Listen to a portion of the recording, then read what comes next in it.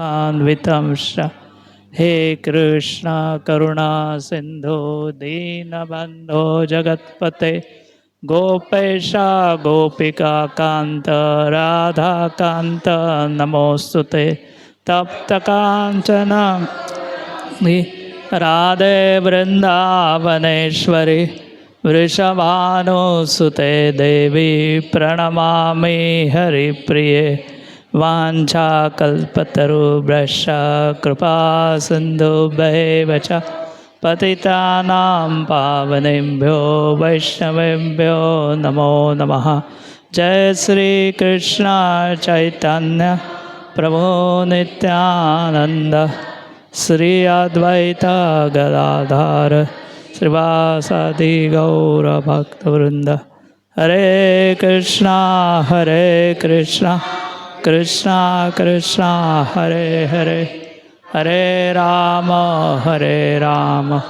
Ram Ram Hare Hare. Hare Krishna.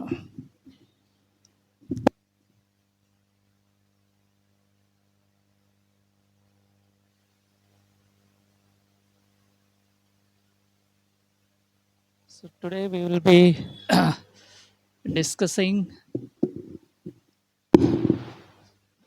So today we shall be discussing about one story that comes in the sixth canto of Srimad Bhagavatam. So there was a king named Chitraketu, and this chapter is entitled The Lamentation of King Chitraketu.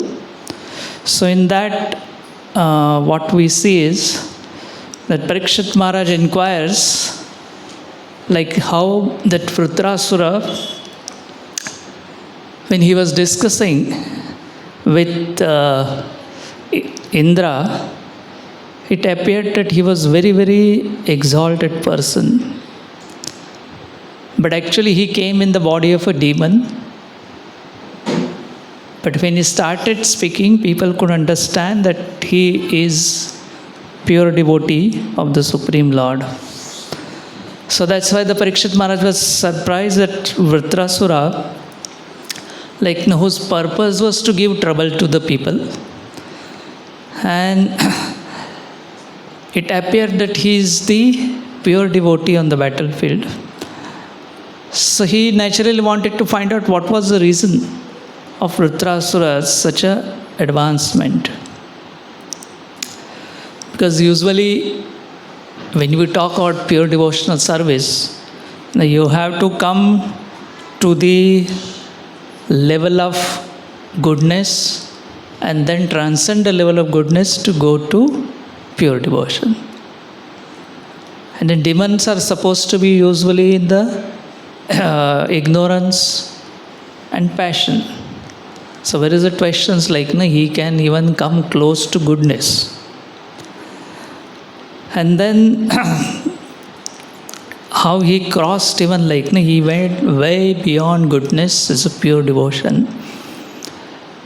So what happens is if you read Srimad Bhagavatam, you will find common logic is challenged.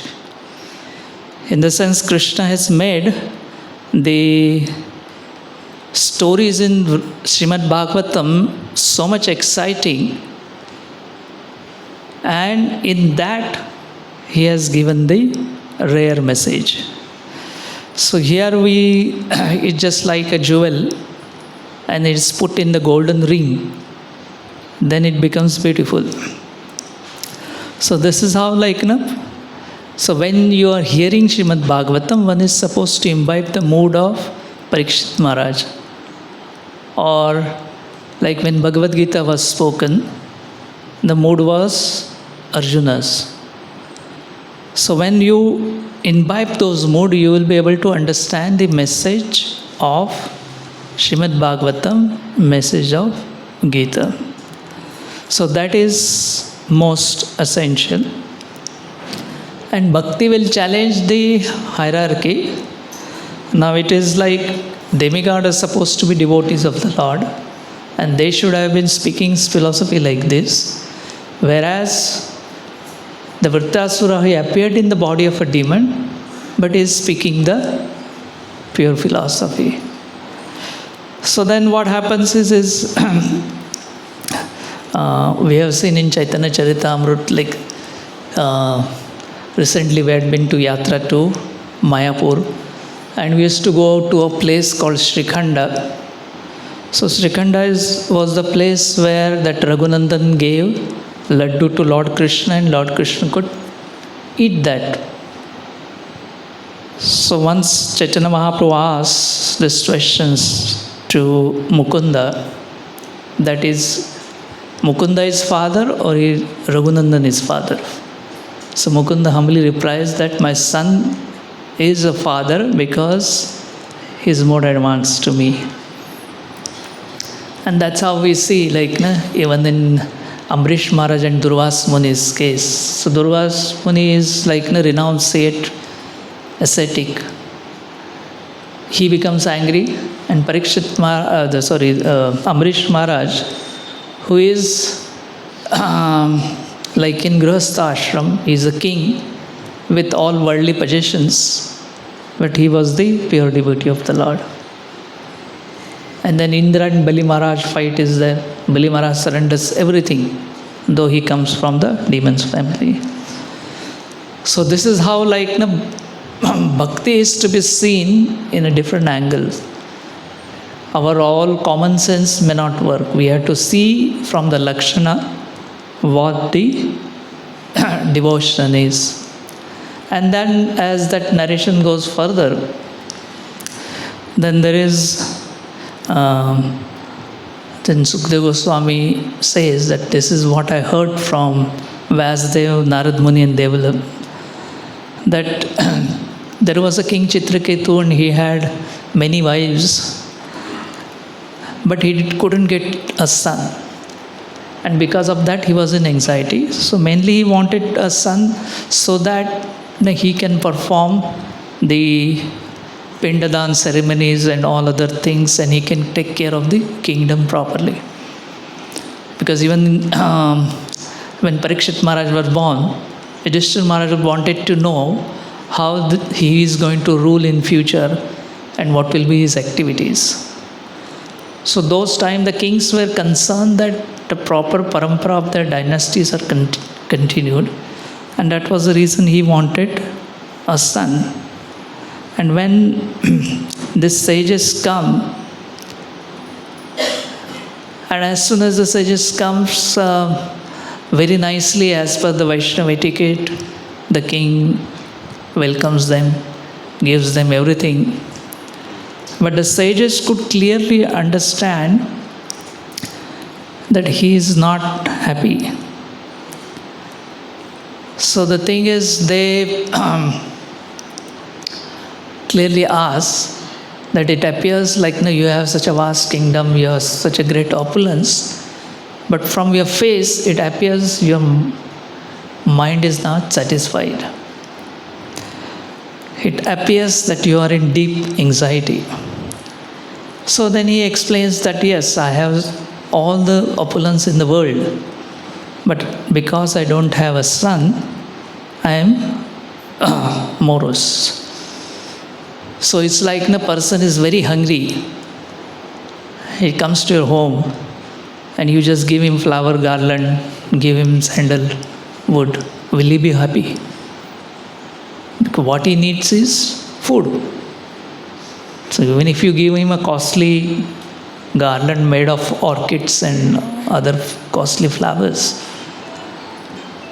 or give him like pure chandan made from Malaya trees, he won't be happy because he wants food. So similarly, the king, he had all other opulences. He had his wives and he had whole kingdom. The subjects were also very obedient to him. But what he wanted was a son. And that's why he was not happy.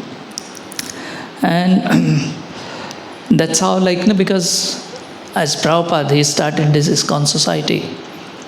So he established a GBC, so the GBC will take care of the society in future and take the all responsibility of management.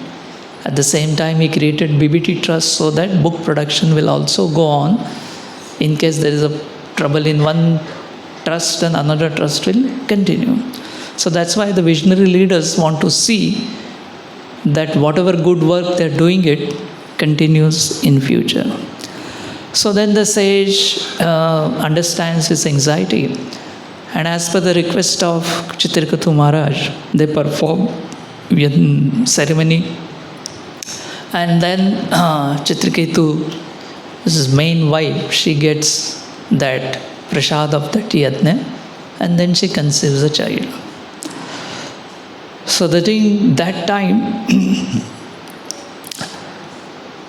the sages, they give him that you have a son, but this son will be the cause of your happiness and a cause of a sorrow as well. Because what happens is the sages are merciful. At the same time, they are very powerful that they could award him a son. And that time, sages did not give him the instructions of Krishna consciousness, because they could see the king's mind was not materially exhausted. He had some hope still in this material world. And till all the material desires are there, then spiritual master cannot help you. So that's the main thing, that you may get the best spiritual master in the world, but the heart is filled with material desires, then they won't be able to give you any instructions. And even if the instructions are given, it will not stay in your heart. But the sages are very sensitive, and they don't give instructions to unqualified people. So this is how then what happens is, because Angira Muni was very, very sensitive, he did not hide the truth. Because they could clearly see that son will be born and then immediately son will die. But they didn't reveal that, because the son was born, and then Chitraketu Maharaj was so jubilant that he could not understand anything else. So there are two times in the life that intelligence doesn't work. When you have excessive happiness, when you are excessively jubilant, and another thing is when you are very angry. So these are the two times intelligence doesn't properly work. And then what happens is when Chitraketu Maharaj gets son, and especially the queen Kritadyuti, she was the one who delivered the son. So then what happened is, king gave all attention to one king and gradually neglected affection for other wives who didn't have a son. And another queens were very unhappy because they were sonless, and because the Maharaj Chitraketu was neglecting them like anything. And then one thing happened which Bhagavatam makes it very clear, that envy came in their heart, and then they started lamenting. So in this sense, in one sense it was a very joyous occasion where the king got the son. But then what happens is all affection went to one wife and other wives were neglected. So this is what happens is that there is a master and servant, let's say. If servants have lots of material desires and master is a partial, in these two cases, the envy will increase. So what happened is, actually, the Chitraketu Maharaj, somehow or other unconsciously, he remained neglectful to other wives. And that's what it happened. Because it is the duty of husband, he should give emotional satisfaction to his wife. Otherwise what happens is they feel disturbed. And what one has to be always sober in his life, because when you are sober in life, your intelligence can work. And then, as we explained, when there is a very great joy or excess jubilation, then intelligence doesn't work. So Maharaj Chitraketu was jubilant, and the wise were angry because they were neglected. So both of them lost their intelligence. And then this is what happens is actually one should always remain blissful in the life. Now you may ask this question, what's wrong with jubilation? Everybody wants to be happy. So how it is possible that you are a jubilant, at the same time you don't lose your discriminative power? For that purpose, you have to understand that even if you are jubilant, your spirit of service, the spirit of seva should always remain intact. So if you are just jubilant and try to enjoy it without proper service attitude, then it will not give you benefit. So you have to be jubilant, you have to serve, and you don't hurt the other people. So here what happens is, in case of Chitraketu, he was enjoying with only one wife, and this behavior resulted in hurting the feelings of his other wives. And other wives that they could not tolerate that at all. But here we will feel the person who is properly rooted in Krishna consciousness means he doesn't have material desires. How he behaves when he is a jubilant, in the sense Prataprudra Maharaj in Chaitanya Mahaprabhu's Leela, he was desperately wanted to have the darshan of Chaitanya Mahaprabhu. But Chaitanya Mahaprabhu constantly refused, because he is being king, he refused to meet Prataprudra Maharaj. But king saw his governor, Ramananda Rai. And Chaitanya Mahaprabhu not only embraced him, but had Ramananda Rai's Samvad, that is very famous in Chaitanya Charitamrita. Then Prataprudra Maharaj became very joyful.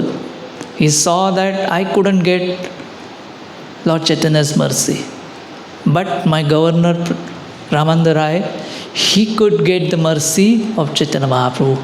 And then in that happiness, he granted you can full-time serve Chaitanya Mahaprabhu, and I will continue your salary as it is. So this is what happens, a person is spiritually rooted. He becomes joyful when another devotee is progressing in spiritual life. And that should be the symptom of a real devotee.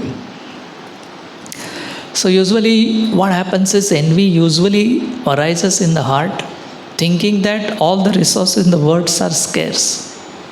That means everything else is very less. So whatever gold, silver that is there in the world, I should get it. But actually speaking, Krishna's creation is unlimited, the spiritual world is unlimited, facilities in the spiritual world are unlimited. Each person can get immense of wealth, and still so much of wealth will remain unused. That is what is spiritual consciousness. But then what happens is, in material world, everybody thinks the resources are limited and I want to possess all those resources. So this is what it happened. And what happens is, a person who is satisfied, he will never compare. And comparing person will never become satisfied. This is how the material nature works. A person who is satisfied, why there is a need he will compare himself with others, because whatever he has, he feels it's a mercy of the Supreme Lord.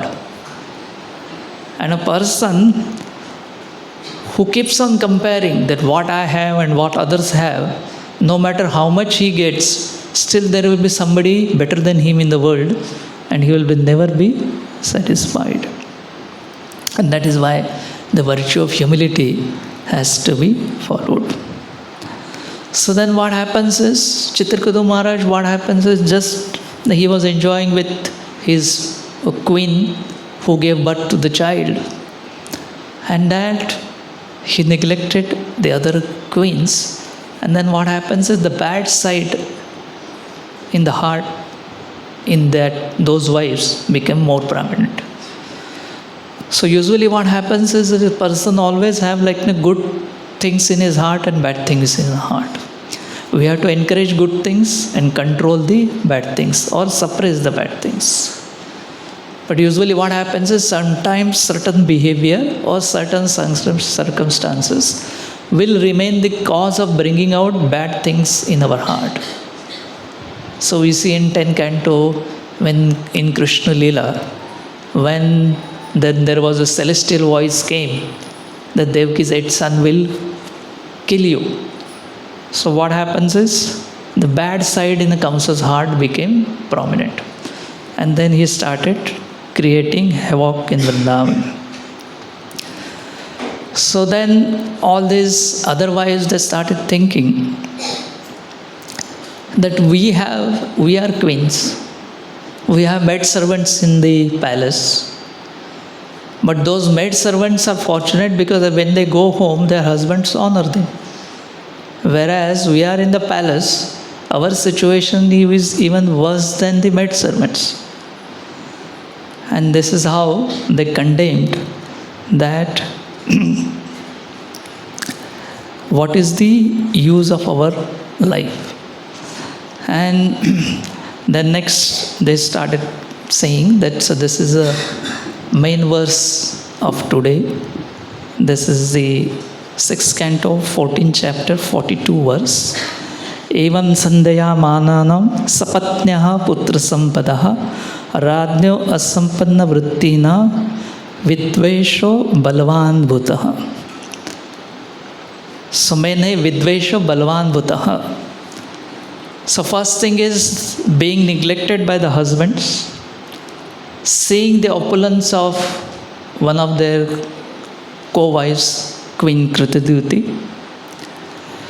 The Krutaduti's co-wives always burnt in envy, which became extremely strong. So the envy is described here in the Srimad Bhagavatam as burning. That means you will have everything in your life, but the feeling of insufficiency, feeling of others have more than what we have, is an intolerable feeling. So here it's mentioned that actually envy is there in everybody's heart, because envy, wherever there is no Krishna consciousness, envy will always be there. And to the extent we want it to be controller, to the extent we want to be proprietor, we will always become envious. So this is what it appeared. What happens is, when Duryodhana comes back from Rajasuya Yajna, and when he sees the opulence of Pandavas, this is what happens, like when his face was morose. So Shakuni asked him, we have just come from Rajasuya Yajna, from a big ceremony, and then what has happened to you, whether your health is okay. So that time Duryodhana said, my body has become hot, like when you get a fever, the body becomes hot. So his body became hot not because of the fever, but because of the envy. And he felt that even if he enters in the pond of water, still his body will not be cool. Then sometimes he felt, let me enter into the fire. So what had happened is, in one sense, Yudhishthira Maharaj performed this Rajasuya Yajna for glorification of the Supreme Lord. And he honored all the sages. And then there was a lot of Krishna Katha, lot of Krishna Kirtan. But what was the result on Duryodhana? He was just thinking, I have this much wealth, Yudhishthira has much more wealth than myself. And then he is feeling that let me enter into fire so that my mind will get peace. This is what envy does to a person, and this is what it has been mentioned here. Now the next verse comes, that is 43 verse. Vidvesha nashta matayaha striyo daruna chetasaha garam daduhu kumaraya durmasha nurpratim prati. So as their envy increased, they lost their intelligence, being extremely hard-hearted, unable to tolerate king's neglect, they finally administered poison to the son. Can you imagine, like giving poison to infant child? So what happens is, step by step, Bhagavatam is explaining, envy increased. When envy is increased, intelligence is lost. Being extremely hard-hearted. Can you imagine feeding poison to infant child means your heart should be so hard. And finally they administered. So that means administer the poison means they took a very destructive action. So this is the stages by which the envy works. First, you don't control the envy, it just goes on increasing. Intelligence doesn't work. Then, as first thing that happens is the heart becomes very hard, and you are unable to tolerate your feelings, and then you can do any destructive activities. So what happened in Kamsa? The moment he heard that this thing, and when he suspected that Krishna must have born somewhere in Vraj, he started killing all the infant child that were born within the vicinity of the Vraj. So what happened is, intelligence is lost, heart becomes very hard, and then you make the very destructive action. So this is how it will always work. And then the poison will work. The son died, and the Queen Tirthaduti, she thought my son is sleeping for a long time. But then somewhat she suspected something must be wrong, because how long is sleeping for such a long time? And then when she eventually finds out the son has left, then that news goes to Chitraketu Maharaj. He also becomes very sad, started lamenting like anything, and whole kingdom becomes like, everybody becomes sad. They were very jubilant. The sonless king got a son, but now the son is no more. And then there was a great lamentations. So in that, Krituduti started then blaming first the providence, that how come father and mother is there and the son is died. Does the creator know how to run this universe?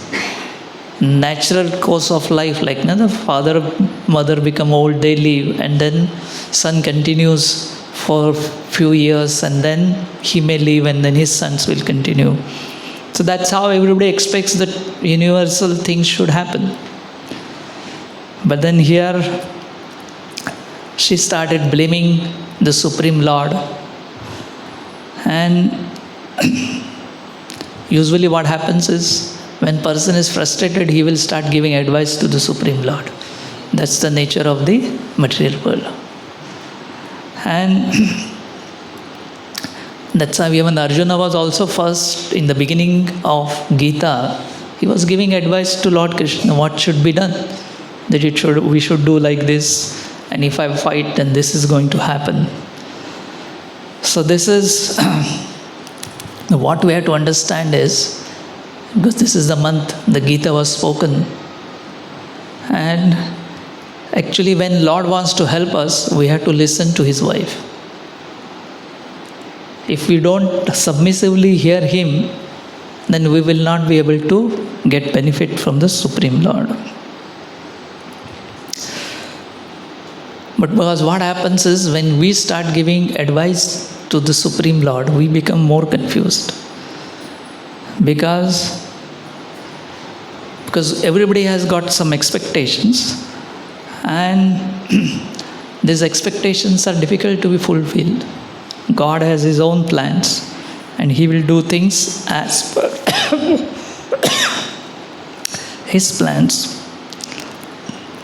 So this is what we see. The Krutiduti started blaming the Supreme Lord because she lost her son. Gandhari was also the similar thing at the end of Mahabharata war. She hold Lord Krishna to be responsible for killing of all her 100 sons. But if you see the contrast, Draupadi, she lost all her 5 sons, but she forgave the offender. Shiva's Thakur's example we have seen. He lost his son, but he prohibited devotees from lamentation so that the Kirtan of Chaitanya Mahaprabhu should not get disturbed. So that this is what, like, if there is a humility in the heart, then you give a different response to the same situations. All these situations we see, the 2 ladies, their response was frustration and giving advice to the Supreme Lord, or blaming or cursing the Supreme Lord. Whereas other 2, who were humble devotees of the Lord, they gave entirely a different response. Because usually we want a security and we have plans accordingly. And then there will be always reverses in the life. The life, nothing goes as per our plan. So we have to have a faith that Krishna's plans are more better and perfect. And then if Krishna has put us in that situation, try to understand why Lord has put us in this, and take an opportunity to make a spiritual progress, not degrade ourselves through the reverses in the life. Because actually our position is such, like, say suppose a farmer, he gets a bad seeds and he sows those seeds. So what will be the harvest? The seed is bad, so how we can get the bumper crops? It will never happen. So who is to be blamed? The person who is sowing the bad seed, he is responsible for not getting the abundant food supply, abundant grains. So similarly, whatever may happen in our life, we have to understand that we will serve the Supreme Lord, no matter what. And that's how Queen Kunti has taught us. Then Draupadi also, in spite of so much of reverses in the life, they increase their service to the Supreme Lord. So what happens is, usually we have kind of a half trust in the Supreme Lord. And that's why we seek solutions from Him. But what we have to do is, we have to completely depend on Him. And if we completely depend on Him, we can understand the Lord's plan. So that has to be understood, that one has to completely depend on the Krishna, instead of keeping kind of half a trust on Him. Because ultimately, advancement in Krishna consciousness is judged by what? It is judged by how much person is humble. That's how the advancement will be measured. And as this story goes forward, then Krutiduti starts calling for her son. First is that what she blamed enough the Supreme Lord. There was no response from that. Then she started, let me then talk to my son and see that if my son can get revived from that. And then as all of them were lamenting like this, and then suddenly Angira Muni and Narad Muni comes. But the main point that we have to understand is that here the situation is explained. So how this whole episode began is, other wives, and Krutiditi, the one who got the son. So what was the feelings in other wives? Is like what they felt is disheartened, restless, when they saw that one queen has got the son. But that situation always comes in our lives as well. Like, no? When someone else gets something, someone else gets recognitions or material possessions, sometimes our minds also get restless. Our mind also becomes like discontent or disheartened. So this is a common feeling like that happens in everybody's life. Especially if you are, let's say you are in job, or your colleagues get promotions, and then in spite of you are working hard, you don't get promoted. Or a businessman, other person's business succeeds, your business doesn't succeed.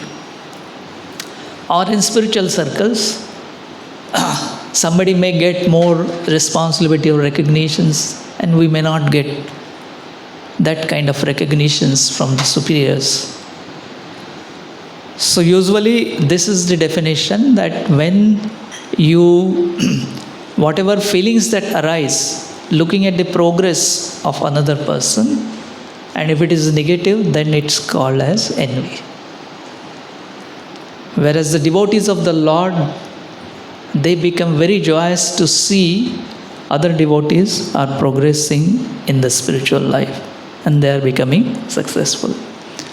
So what is the root cause of this kind of envy that comes in our mind?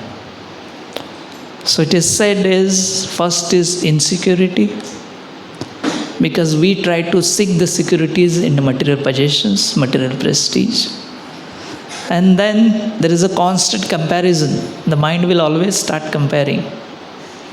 And that's how we have been brought up. Because all the parents, they tell their children, like, no, you have to come first in the class. So from KG onwards, the child gets like bombarding that you have to come first in your class. So that's how the whole comparing thing starts, and that continues till the end of the life. And then there is a scarcity mentality is there. We always feel the limited resources are there. What happens is we have Olympic Games. So Olympic Games, say you take one category. People all over the world will be competing and one person will win in that category. But in Krishna consciousness, everybody will get Olympic medals, gold medal. Don't worry about that. So even if others are getting 10 medals, don't think that you will lose your medal. You have to be just on the path of bhakti, and Krishna has got unlimited powers. In spiritual world, he can give you unlimited facilities. And that's how it's inconceivable. So there is no scarcity in Krishna's house. And then, so first we thought that this envy comes to our mind because of insecurity, comparison, scarcity mentality, and then attachment to the material possessions or recognitions. So both are equally bad. Now sometimes it may be in terms of possessions or wealth or money, and sometimes higher positions or higher recognitions. But both are material. And this is why Lord Krishna in Bhagavad Gita 16th chapter, he describes very clearly that envy is a demoniac quality. And especially it comes from ignorance and ego. And then envy is it has got universal presence. So it's not it will be only in a Kanishta society, it will be only in this. Envy affects from all, for ordinary people to the celestial beings as well, those who are staying in heavens, they are also not immune from the effects of envy. And that's how you will find examples in Srimad Bhagavatam, examples in Ramayana, examples in Mahabharata. All those things you will find ample examples in scriptures. Now first, if you take the few examples from Srimad Bhagavatam, let's say Kamsa. So Kamsa was envious of whom? Of Lord Krishna. And when it started, the moment he heard that prophecy, he heard that Akashvani. And then what did he do? He immediately started such a low class crime of killing the newborn babies. They are absolutely helpless, innocent children were mercilessly killed by Kamsa. So how do you reflect this?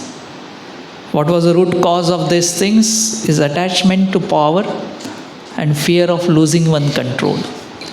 Because Kamsa was thinking that he is the emperor and he is the most powerful person. Now Krishna will come and kill him. Means what? All his power will be gone. And this, what happens is now, if there is a celestial embodied voice is coming and giving you warning, you should be more careful. Or rather, you should go according to that or cooperate with divine will. But then the lesson, what happens is, envy blinded him to such an extent that he forgot all the divine plan and he took all the actions which eventually led to his self-destructions. So this is what will happen, that now Lord Krishna was present in Gokula and he was performing all his pastimes over there.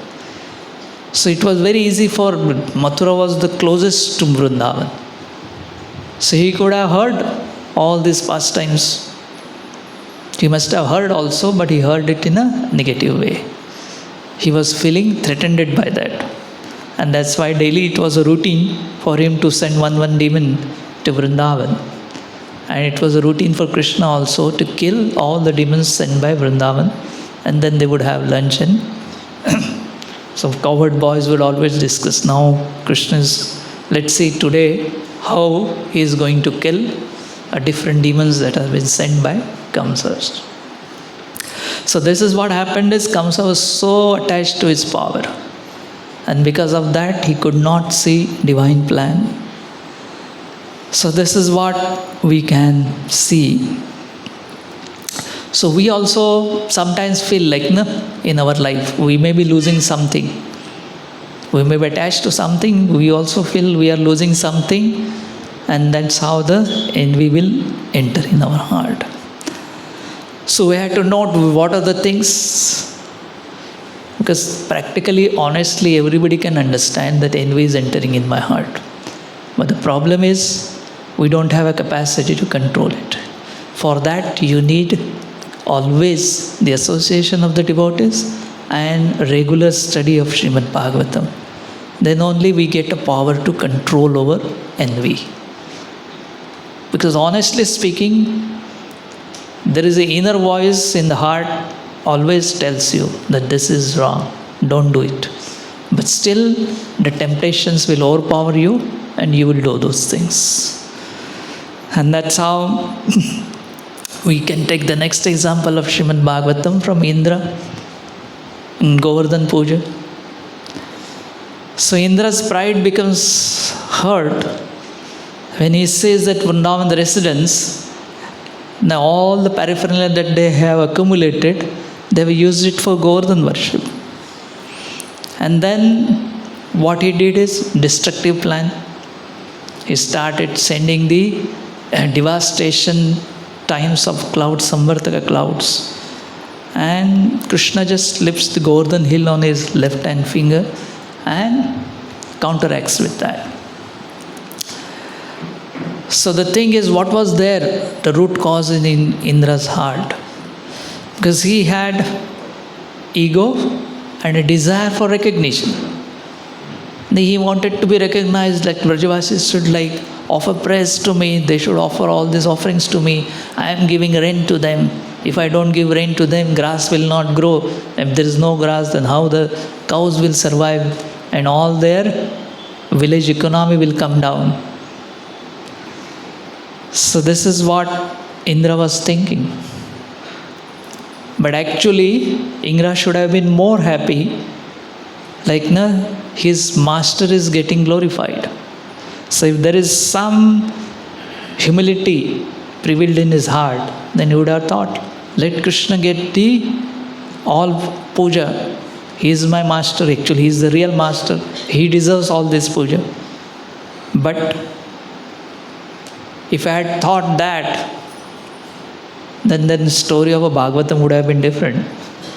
But somehow he didn't use that opportunity for his spiritual growth. What he did is, he started devastating action. So this is what we see, that we have to always understand, like Indra thought the credit should come to me, but credit went to Lord Krishna. That kind of situation is also going to happen in our heart. Now sometimes you honestly working very hard, and then someone else gets the credit. And that's bound to happen. Krishna is bound to make you go through this kinds of situations sometime in your life, just to see how much real bhakti you have acquired. Then we have another example of Daksha and Lord Shiva. So Daksha envied the Lord Shiva's transcendental position and unconventional behavior in the sense, in one sense, Daksha was father-in-law, Shiva was son-in-law. And when father-in-law comes, there's a tradition that son-in-law should respect him. But another way was, Lord Shiva was totally immersed in meditating on the Supreme Lord. And anyway, Lord Shiva was spiritually far more exalted than Daksha. But then what happened is, Daksha becomes angry, and then all of you know the whole story. All his yajna got destroyed, his head got cut off, and there was nothing but a destruction over there. So what was the root cause of Daksha's envy? First is his own superficial judgment and lack of spiritual vision. Okay, let us see, he became angry on his son-in-law. But Lord Brahma was sitting there. He didn't directly blame Lord Brahma, but indirectly he blamed Brahma also, because he became so angry and lost his discrimination, and he blamed Brahma, he insulted Shiva, because that he felt his judgment is the best. He didn't understand that a person who is the senior person, a person who has got a devotion in the heart, is considered to be a senior person, not by the material calculations. So he didn't have a proper spiritual vision. He didn't have that discrimination, and superficially judged it. So what happens is, when envy is directed to a person who is spiritually advanced, you will be totally destroyed. And this is what exactly happened in case of Daksha. That such an exalted person like Lord Shiva was insulted. And then whole his yajna, all his intentions and everything got completely destroyed. So that's what we also have to be very, very careful, because always we are very eager to judge other people, eager to judge their actions. Sometimes we judge people on the basis of their appearance or some mundane societal standards or other criterias. But the thing is, we have to understand, this discussion of this chapter began with Vritrasura, who was in the body of a demon. And he was not ordinary demon, he was a very powerful demon, And he was fighting with whom? Indra and all demigods, and killing all of them. But still, he was exalted because he had more faith on Supreme Lord than even in Lord Indra. So this is how we have to stop judging other people based on their appearances and other things. So this is how then we can see some examples from Mahabharata. Like Duryodhana, he envied Pandavas. And then when he saw the Pandavas materially prosperous and righteous behavior. So two things happened. Materially, actually, Dhritarashtra cheated Pandavas. They gave him barren piece of land. They themselves kept the most opulent area for themselves, and the most useless barren land was given to the Pandavas. Pandavas accepted that. Then by grace of Krishna, they turned into Indraprastha into such a beautiful thing, that it was far better than Kauravas Hastinapur. And it so happened it just it had opulence that of the more than Indra's, the capital city. So the person who is surrendered to the Supreme Lord can turn the barren condition into the most opulent conditions. At the same time, all people in the kingdom of Yudhishthira Maharaj loved him like his own father. That the family people were giving more respect to Yudhishthira Maharaj than their own elders. So Duryodhana got very envious of two things: material possessions or kind of respect the citizens are giving to Yudhishthira Maharaj.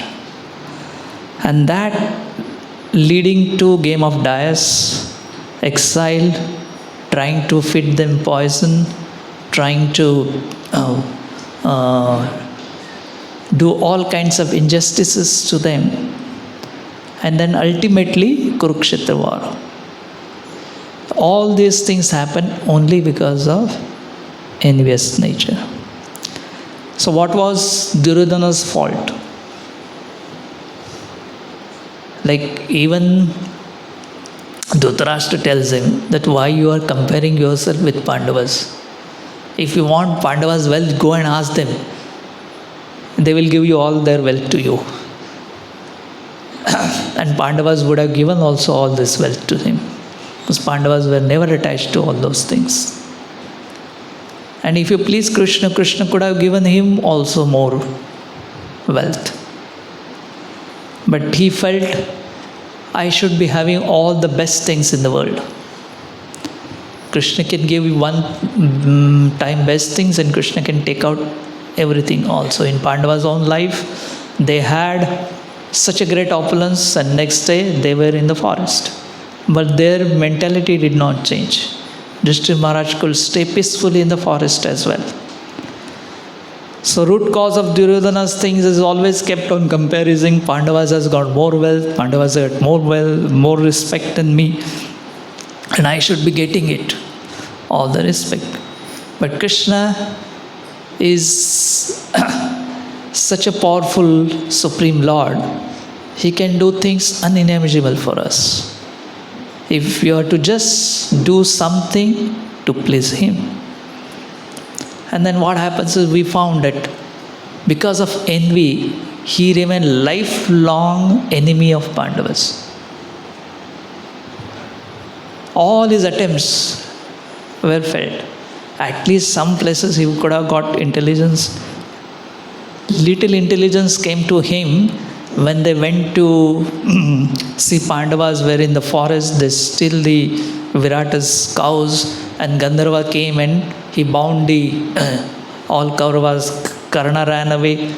Duryodhana was bound, and on top of that, Arjuna and Bhima came to save him.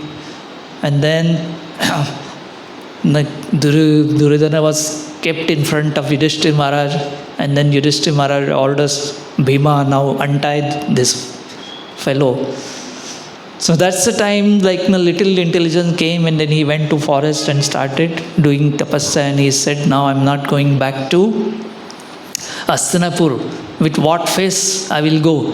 I came to teach Pandavas, and with their help my life got survived. What citizens will tell me? But then what happens is, Duryodhana was in the association of bad people.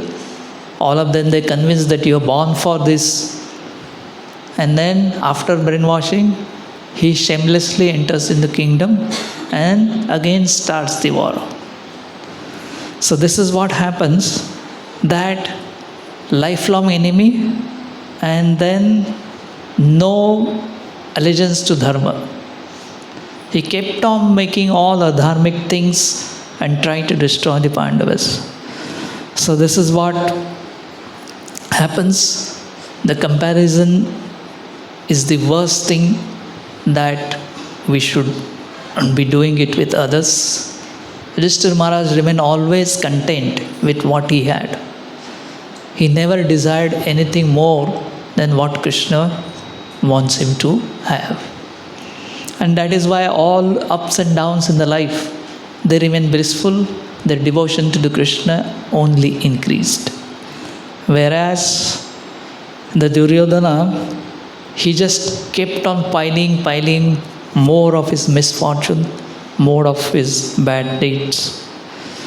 And then there is another example of Shishupal, who became envious of Lord Krishna. And then right in front of all the sages, where Narad Muni is there, Vasudeva is there, Bhishma is there, all these Mahajans are there, in front of it, he started disrespecting and criticizing Lord Krishna. So then what happens is, this constant criticism completely blinded Krishna's divinity. And so what was his root cause was just refusal to accept another person's greatness.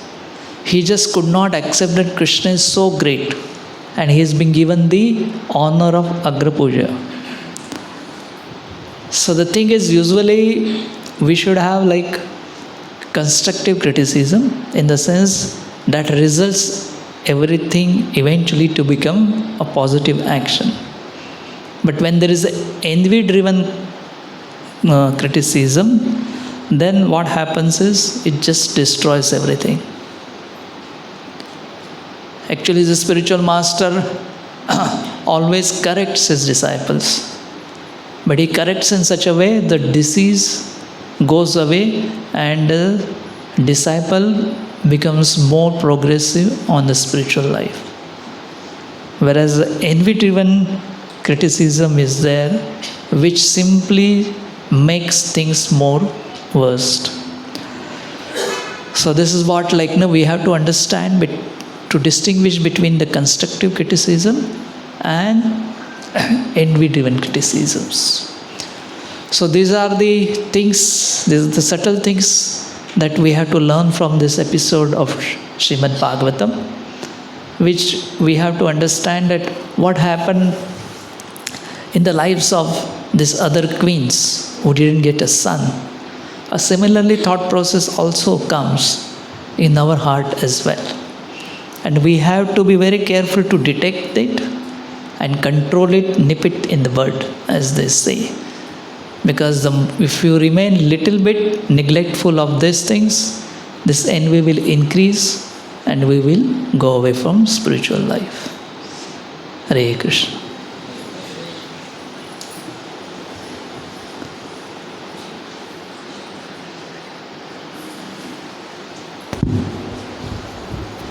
Hare Krishna. We welcome you once again for today's program. We are very, very grateful today that we have His Grace Sanat Kumar Prabhuji with us. Prabhuji is heading the entire ISKCON Goa community, and under his guidance, we all have seen how much ISKCON Goa has grown. So we thank Prabhuji for his class today. Prabhuji told almost 8 stories from Srimad Bhagavatam.